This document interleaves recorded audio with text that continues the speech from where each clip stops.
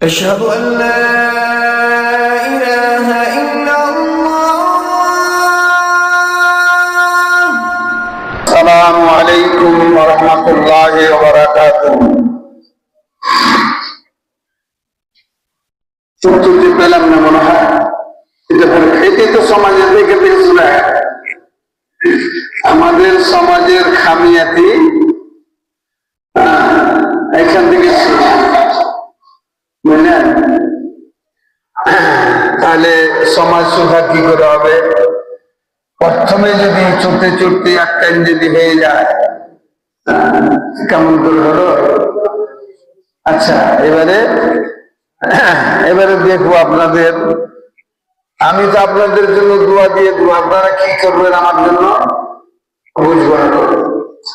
আসসালামু আলাইকুম ওয়া রাহমাতুল্লাহি ওয়া বারাকাতুহু।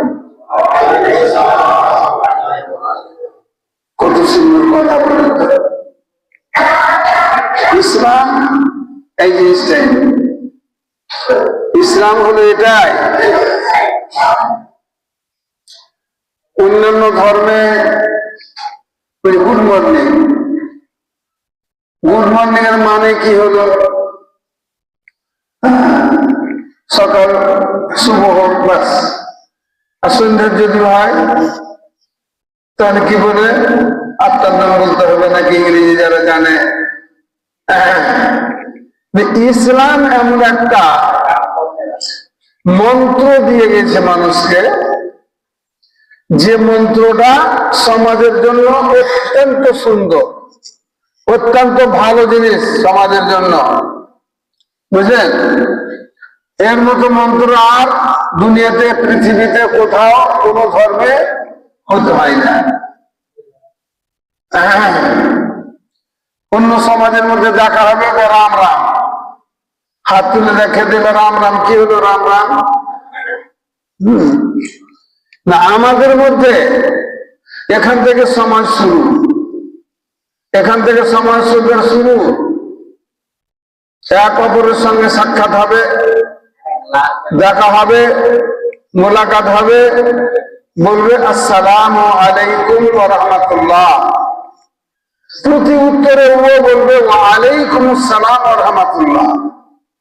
কত সুন্দর কথা। যে কোনো সময়ে, মুসিবতে হোক, দুঃখে হোক, সুখে হোক, আপনার যে কোনো সময়ে শব্দটা বলতে পারা যাবে। আর গুড মর্নিং, ওর বাপ মরেছে, কাঁদছে বেচারি, গুড মর্নিং।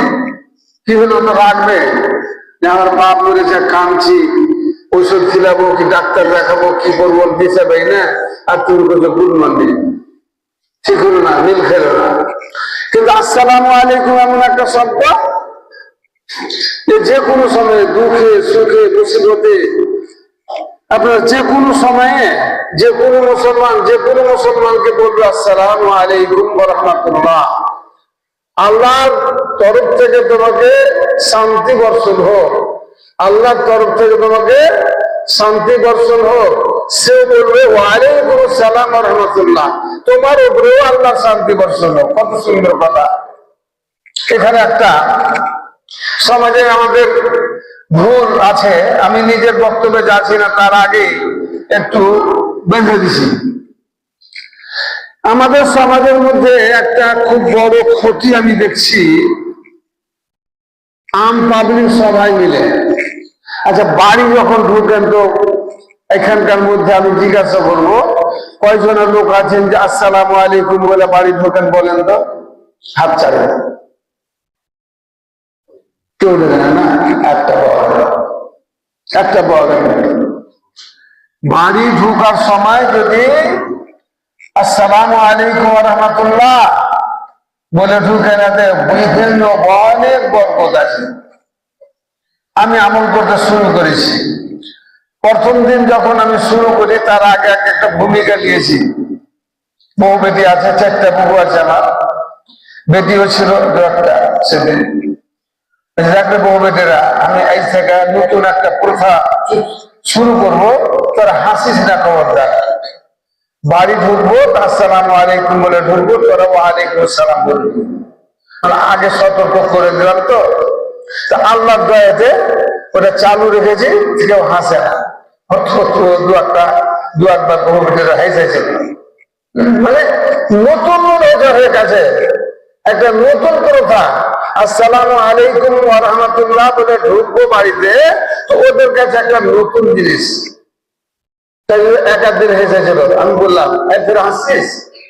তোরা যে আগে বলেছি হাসিবি না, এটা রসুলের তালিকা, মুসলমানের তালিকা, ইসলামের তালিকা, এইটাই হলো আসল জিনিস। তো যাক, এটা এখানে একটু সুধার করে দিই, আপনাদেরকে মানবেন তো? সুধার হবেন তো? আপনারা যদি সুধার হয়ে যান তা আমার তো ক্ষতি হবে না, লাভও হবে না। লাভ হবে সমাজের, লাভ হবে আপনাদের। তাহলে আজকে থেকে বাড়িতে একটু বলে দিবেন, ওরা যেন হাসাহাসি না করে। তার যখন বাড়িতে ঢুকবেন তো বলবেন আসসালামু আলাইকুম ওয়া রাহমাতুল্লাহ। দেখবেন সে বাড়িতে বরকত আসবে, সে বাড়িতে ঝগড়াঝাটি কম হবে, সে বাড়িতে আপনার শান্তি আসবে, সে বাড়িতে ইতমিনান আসবে, সে বাড়িতে আপনার বরকত হবে, বহু বরকত হবে। তা আগামী থেকে এটা চেষ্টা করবেন। আগে কিন্তু বলে দিবেন বাড়িতে যে এরকম, এটাই হলো ইসলামের নীতি, এটাই হলো ইসলামের নীতি। অতএব কেউ হাসাহাসি করবে না। আমি বাড়ি ঢুকবো আসসালামু আলাইকুম বলে, তোমরা ওয়ালাইকুম আসসালাম বলবে। স্ত্রীর সামনে আসসালামু আলাইকুম বলে তার সাথে হাতে মোসাফাও করতে পারা যায়, কিন্তু অন্য মেয়ে ছেলের সঙ্গে মোসাফা করতে পারা যায় না।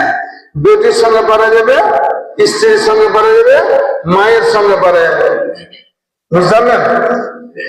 এবারে বহু আছে, জোয়ান বহু না, ওদের সঙ্গে মোসাফা করতে হবে না, আসসালামু আলাইকুম বললেই যথেষ্ট। ভাবি আছে, আসসালামু আলাইকুম। ভাজ আছে, তার বাড়িতে, অনেকের বাড়িতে ভাজ থাকতে পারে, ভাবি থাকতে পারে, বড় ছোট, আসসালামু আলাইকুম বলে ঢুকবেন। ইনশাআল্লাহ এখান থেকে সমাজ শুরু হবে, সমাজ চেতনা শুরু হবে, সমাজ সুধারে শুরু হবে।